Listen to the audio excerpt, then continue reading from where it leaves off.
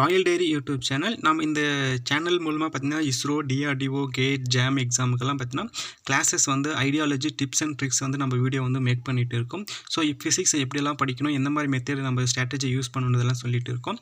அந்த வகையில் வந்து ஃபிசிக்ஸ்லேருந்து கேட்கக்கூடிய 1 மார்க் யூனிவர்சிட்டி லெவலாக இருந்தாலும் சரி, யூனிவர்சிட்டி எக்ஸாம் இல்லை பிஹெச்டி என்ட்ரன்ஸ் எக்ஸாமாக இருந்தாலும் சரி, உங்களுக்கு இந்த மெத்தட், இந்த பேசிக் கான்செப்ட்லாம் உங்களுக்கு தெரிஞ்சிருக்கான்னு நீங்கள் செக் பண்ணி பார்த்துக்கோங்க.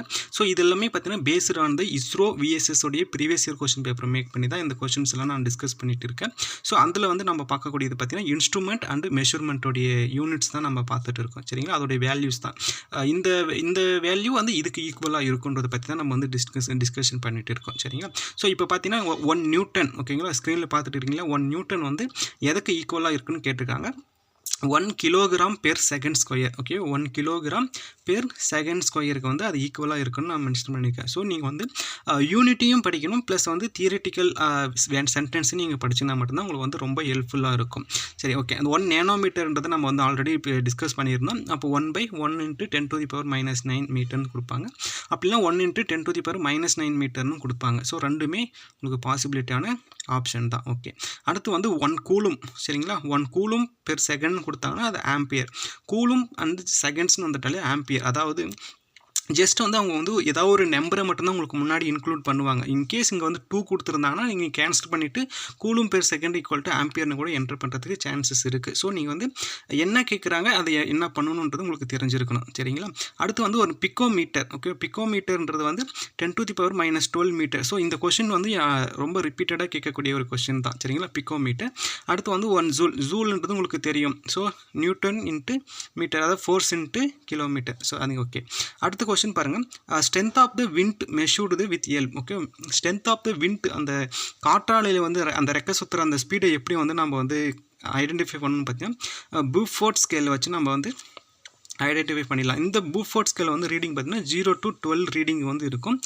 இதை வந்து யார் டெவலப்மெண்ட் பண்ணாங்கன்னு பார்த்தீங்கன்னா இந்த British admiral sir Francis Beaufort. ஓகேங்களா, most of the scientific instrument, physical இன்ஸ்ட்ருமெண்ட்டில் வந்து பார்த்தீங்கன்னா அந்த சயின்டிஸ்ட் நேம் வந்துடும். ஸோ அதனால் ஈஸியாக நம்ம ஐடென்டிஃபை பண்ணிக்கலாம்.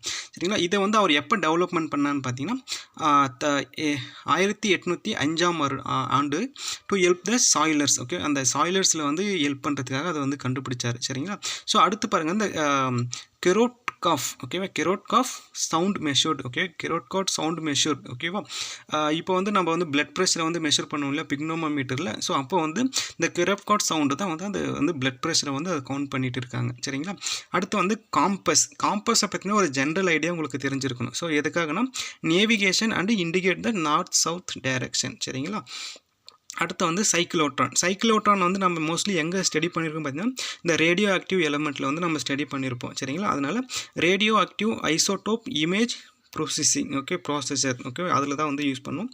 இந்த compared with the particle oscillator, இது ரெண்டுமே both of the conclusion follow ஆகிட்டு இருக்கும். சரிங்களா, ஸோ அடுத்து பாருங்கள், detection of the presence of electrical charge on the object. So ஒரு ஆப்ஜெக்டில் இருக்கக்கூடிய எலக்ட்ரிக்கல் சார்ஜ் நம்ம எப்படி டிஃபெக்ட் பண்ணுவோன்னு கேட்டிருக்காங்க. அது வந்து எலக்ட்ரோஸ்கோப்ன்ற ஒரு அப்பரேட்டஸ் மூலமாக அதை வந்து டிடெக்ட் பண்ணிவிடுவோம். சரிங்களா, அடுத்து வந்து இது வந்து டெஸ்ட் பார்த்தீங்கன்னா கூலும் எலக்ட்ரோஸ்டாட்டிக் ஃபோர்ஸ்னு சொல்லுவாங்க. ஓகேவா, டெஸ்டிங் மெத்தடை வந்து கூலும் எலக்ட்ரோஸ்டாட்டிக் மெத்தட்னு சொல்லுவாங்க.